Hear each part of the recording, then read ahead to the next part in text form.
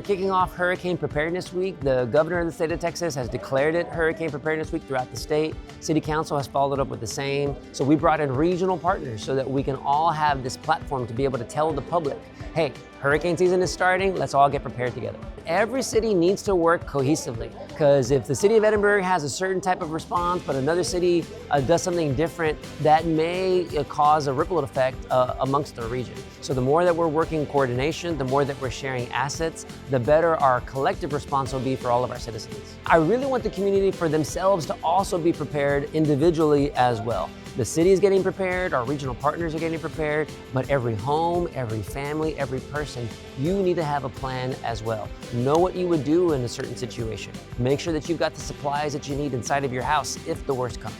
Right now, we're still early. Hurricane season is about to start to kick off, the heavy part of it. So we want to make sure that our community is prepared.